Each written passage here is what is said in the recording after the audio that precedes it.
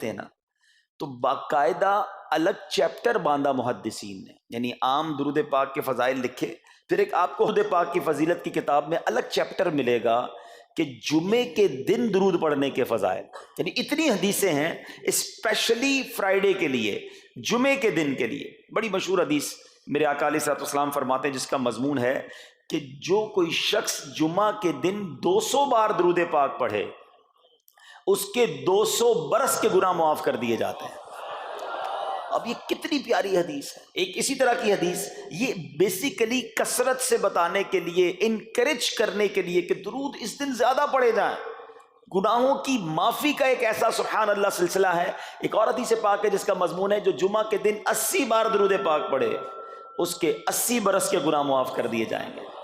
تو یہ دن تو سبحان اللہ گناہ گاروں کی بن آتی ہے، گناہ گاروں کو موقع دیا جاتا ہے کہ پورے ہفتے میں اگر کوئی کمزوری رہ بھی گئی ہے تو اب جمعہ آ گیا ہے، اب درود پڑھ لو، اب تلاوت کر لو، اب دعائیں کر لو، اب اللہ سے رجوع لے آؤ۔ یہ جمعے کا دن سبحان اللہ، مفتی احمد یار خان نعیمی رحمت اللہ تعالی علیہ فرماتے ہیں جمعہ کے دن کوئی نیکی کی جائے اللہ کی بارگاہ میں جمعے کا شرف اور مقام اتنا اعلیٰ ہے کہ جمعہ کی ایک نیکی 70 گنا اس کا ثواب عطا کیا جاتا ہے، ملٹی پلائی بائی 70۔ سوچئے، اب سمجھدار لوگ بیٹھے ہیں، کاروباری لوگ بھی بیٹھے ہوں گے، ہمارے یہاں نارملی سپر اسٹور پہ یا کسی جگہ پر مارکیٹس وغیرہ میں اسکیم لگتی ہیں، 25% discount, 50% discount, buy one get one free, ایک خریدو دوسرا فری۔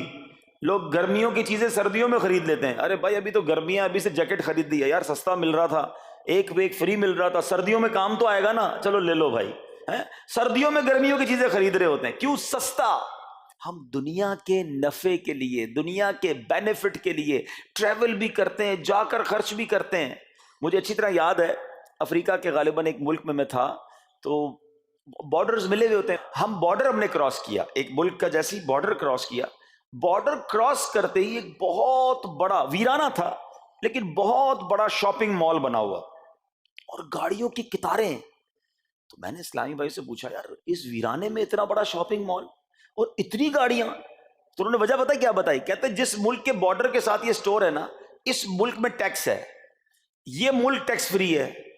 اچھا، اس ملک نے اپنے بزنس کو چلانے کے لیے اپنے ملک کے اندر مال بنے ہوں گے، ایک اسپیشل مال یہاں بنا دیا تاکہ اس ملک والے سفر کر کے آئیں اور پورے مہینے کا سامان اس سٹور سے لے کے واپس چلے جائیں، صرف ٹیکس بچانے کے لیے ایک ایک مہینے کا سامان۔ اچھا، گاڑیوں کی لائنیں۔ اب بتاؤ یار، ہم دنیا کمانے کے لیے، سفر کرنے کے لیے تیار ہیں، نفع کمانے کے لیے وقت دینے کے لیے تیار ہیں، ہر جمعے اسکیم اناؤنس ہے، ایک نیکی کرو 70 گنا ثواب کماؤ گے۔ بتاؤ کیا ذہن ہونا چاہیے کہ یار بس جمعے کا دن تو قرآن پڑھوں گا، درود پڑھوں گا، صدقہ کروں گا۔ سبحان اللہ، ڈھونڈ ڈھونڈ کے ہمارے صحابہ علیہ رضوان ڈھونڈ ڈھونڈ کے نیک اعمال کرتے تھے کہ یہ بھی عمل کر لوں، یہ بھی کر لوں، اور جمعے کے دن اسپیشلی۔ تو اللہ کرے ذہن میں یہ بات بیٹھ جائے کہ میں نے جمعے کو زیادہ نیکیاں کرنی ہیں۔ اچھا، اب اس میں ایک اور مشورہ دیتا ہوں۔ مثال کے طور پہ آپ نے ذہن بنایا ہے کہ یار پیر والے دن جو ہے نا میں نے کسی مریض کی عیادت، رشتہ دار ہے وہاں جانا ہے، یا میں نے جناب سیٹرڈے یا سنڈے کوئی صدقہ خیرات کرنا ہے، کسی کی ہیلپ کرنی ہے، آپ نے کوئی نیکی پلان کی ہوئی ہے ہفتہ اتوار پیر منگل میں، تو کوشش کر کے اس کو جلدی کریں اور فرائیڈے میں کر لیں۔ ایک پوائنٹ آپ نے دیکھا، میں نے یہ نہیں کہا کہ اس کو اگلے جمعے کریں، ہاں ڈیلے نہ کریں، تھوڑا جلدی کر کے اس جمعے کو کریں تاکہ 70 گنا جو ہے وہ اس میں ثواب کما لوں، برکتیں حاصل کر لوں۔ تو اللہ کرے کہ میں اور آپ نیکیوں کے حریص بن جائیں۔ نیکیوں کی جو لالچ ہے نا، لالچ میں یہ بھی کر لوں، میں یہ بھی کر لوں، میں سجدہ بھی کروں، میں تلاوت بھی کروں، میں صدقہ بھی دوں، یہ تو نصیب والوں کو ملتا ہے۔ اور صحابہ کرام میں ہمیں نظر آتا تھا، پیچھے نہیں ہٹتے تھے صحابہ، ہمیں اعلان کیا جا رہا ہے کہ یہ موقع ہے، یہ نیکی ہے، اور پھر بھی کوئی نظر نہیں آتا۔ اللہ کرے کہ یہ جذبہ، کیونکہ یاد رکھو جس طرح کاروباری لوگ کہتے ہیں نا سیزن ہے نیکیاں کر لو، بالکل اسی طرح جب تک میری اور آپ کی سانسیں باقی ہیں نا، نیکیوں کا سیزن جاری ہے۔ جتنی نیکیاں کمانی ہے کما لو، یہ مائنڈ سیٹ بنا لو کہ یار پتہ نہیں کب مر جاؤں، اور نیکی اور نیکی۔ جس طرح پیسے کمانے کا ذہن ہوتا ہے نا، اللہ کرے اس سے زیادہ میرا اور آپ کا نیکیاں کمانے کا ذہن ہو جائے، یار تھوڑی اور نیکی کما لو، تھوڑی اور۔ مثال کے طور پہ آپ کہیں جا رہے ہیں، کسی نے کہا ذرا بیٹھیے 10 منٹ بعد وہ بھائی آئیں گے۔ اب ہم 10 منٹ کس طرح گزارتے ہیں؟ موبائل نکالا اور جناب دیکھنا شروع. 10 منٹ کیا 15 منٹ بھی گزر جائیں پتہ نہیں چلے گا, لیکن یہ 15 منٹ میں کیا ملا آپ کو؟ شاید گناہ ہی ملے ہوں گے, کیونکہ ہمارے موبائل میں تو بہت ساری چیزیں ایسی ہیں یا تو حرام دکھا دیتی ہیں یا حرام سنا دیتی ہیں. لیکن اگر نیکیوں کا ذہن ہو تو بندہ سوچے یار 10 منٹ میں تو میں سورہ یاسین پڑھ سکتا ہوں, 10 قرآن کا ثواب ہے. موبائل میں قرآن پاک ڈاؤن لوڈ ہو, قرآن شریف نکالا اور یاسین شریف پڑھ لی, ویٹنگ ایریا کے اندر 10 قرآن کا ثواب کما لیا. اگر یہ مائنڈ سیٹ ہو بندہ کہ یار اتنی دیر میں تو 100 بار درود پاک پڑھ لوں گا, اور آقا علیہ الصلوۃ والسلام فرماتے ہیں جو 100 بار درود پاک پڑھے اس کی دونوں آنکھوں کے درمیان لکھ دیا جاتا ہے کہ یہ بندہ دوزخ کی آگ اور نفاق سے بری ہے. 5-5 منٹ 10-10 منٹ میں اتنی نیکیاں کما سکتا ہوں, لیکن مائنڈ سیٹ ہی نہیں ہے, گھنٹوں ضائع کر دیں گے, نیکی کمانے کا ذہن نہیں بنتا. اگر یہی 10-15 منٹ میں مجھے پیسے ملنے ہوتے تو بتاؤ ہم کیا کرتے. اللہ کرے دل میں اتر جائے میری بات. تو بہرحال جمعہ کا دن یہ بہت کمال کا دن ہے. ہر جمعے کے دن آپ کو اونٹ صدقہ کرنے کا ثواب مل سکتا ہے. ایک اونٹ کتنے کا آتا ہے؟ 1.5-2 لاکھ روپے کا تو ہوتا ہے. 2 لاکھ روپے ہر جمعے کو صدقہ کرو, مہینے کے ہو گئے 8 لاکھ روپے. بندہ بولے غریب آدمی 8 لاکھ ہر مہینے؟ جی جناب, ہر مہینے 8 لاکھ کم و بیش آپ صدقہ کرنے کا ثواب کما سکتے ہیں. کیسے؟ کتنا آسان. نبی پاک علیہ الصلوۃ والسلام فرماتے ہیں جس کا مضمون ہے جو جمعے کے دن سب سے پہلے آتا ہے اسے اونٹ صدقہ کرنے کا ثواب ملتا ہے, جو اس کے بعد آتا ہے اسے گائے صدقہ کرنے کا ثواب ملتا ہے. اللہ کی رحمت سے ہر جمعے فرشتے مسجد کے دروازے پر کھڑے ہوتے ہیں, ہم اللہ سے دعا کرتے ہیں اللہ تیری نوری مخلوق کے صدقے ہم پر رحم فرما, ہماری مغفرت فرما. مگر جب امام خطبے کے لیے کھڑا ہو جاتا ہے, آقا علیہ الصلوۃ والسلام فرماتے ہیں وہ رجسٹر بند کرتے ہیں اور وہ بھی آ کر امام کا خطبہ سننے کے لیے بیٹھ جاتے ہیں. تو جلدی آ کر کچھ منٹ پہلے آ کر, اچھا علم دین الگ ملتا ہے, ظاہر ہے یہاں ہر جمعے بیان ہوتا ہے, وہ بیان سننے کو آپ کو الگ ملے گا, نیکی کی دعوت الگ ملے گی, اور سبحان اللہ اونٹ صدقہ کرنے کا ثواب. تو مبارک ہو انہیں جو جلدی آتے ہیں. تو بہرحال اب میں چاہتا ہوں کہ جب بات جمعے پر ہی ہو رہی ہے تو ایک میں نے اور آپ کو پیغام دینا تھا. جمعے کو خطبہ دیا جاتا ہے, سالوں سے خطبہ سن رہے ہیں. مجھے اچھی طرح یاد ہے جب میری عمر شاید 17-18 سال تھی تو سن کر آدھا خطبہ تو مجھے اسی وقت یاد ہو گیا تھا. اب شاید پونا یاد ہو گیا ہوگا. آپ میں سے بھی کئیوں کو 60-70-80% خطبہ یاد ہوگا کیونکہ ہر جمعے سنتے ہیں. مگر کس کو یہ تجسس ہوا کہ یہ ہر جمعے امام صاحب پڑھتے ہیں, اس میں پیغام کیا ہے, اس کا ترجمہ کیا ہے, اس میں ہمیں کیا جاتا ہے؟ بس سر جھکاتے ہیں, ہاتھ باندھتے سنتے رہتے ہیں, کچھ سو بھی جاتے ہوں گے. ارے اللہ کے بندو سوچو تو صحیح کہ ہر جمعے کو سنتا ہوں, آدھا پونا یاد بھی ہو گیا, پیغام کیا ہے؟ 2 باتیں, ایک حدیث پاک اور ایک خوبصورت پیغام. ہر جمعے کو آپ سنتے ہیں, ٹھیک ہے. حدیث ذرا سنیے گا. اللہ کے حبیب علیہ الصلوۃ والسلام فرماتے ہیں البر لا یبلا والذنب لا ینسا والدیان لا یموت. سنے ہوئے نا یہ الفاظ؟ ایسا لگ رہا ہے کہ یار یہ الفاظ تو کانوں میں ہر جمعے آتے ہیں, ٹھیک ہے. آگے فرمایا اعمل ما شئت کما تدین تدان, یہ حدیث ہے, ٹھیک ہے. اس کے بعد قرآن کی ایک آیت تلاوت ہوتی ہے فمن یعمل مثقال ذرۃ خیرا یرہ ومن یعمل مثقال ذرۃ شرا یرہ. یہ کانوں نے کئی بار, کہوں کہ سینکڑوں بار سنے ہیں, مگر اس میں پیغام کیسا ہے, دل ہلا دینے والا پیغام, بڑا سمجھانے والی بات ہے اس حدیث میں. البر لا یبلا, میرے آقا فرماتے ہیں نیکی پرانی نہیں ہوتی, کرتے جایا کرو, یہ نیکی تمہارے اکاؤنٹ میں جمع ہو رہی ہے. میں اور آپ بھول جائیں گے, میرا رب نہیں بھولتا, اس کے خزانے بڑے ہیں. جہاں نیکی پرانی نہیں ہوتی نا, اگلا جملہ سنو وَالذَّنبُ لَا يُنسَى, گناہ بھلایا نہیں جاتا. میں اور آپ بھول گئے, افسوس یہ ہے. عجیب کہانی ہے یہ, تو ایک عجب الگ ٹاپک ہے کہ آج جس سے ملاقات کرو اس کو 15 سال 20 سال 25 سال پرانی نیکیاں یاد ہیں. لوگ ملتے ہیں کہتے ہیں 1990 میں حج کیا تھا, 95 میں عمرہ کیا, 2002 میں فلاں مسجد بنائی. آپ کی دعوت اسلامی کے قافلے میں بھی 2005 میں گیا تھا. ساری نیکیاں 15 20 سال پرانی یاد ہیں.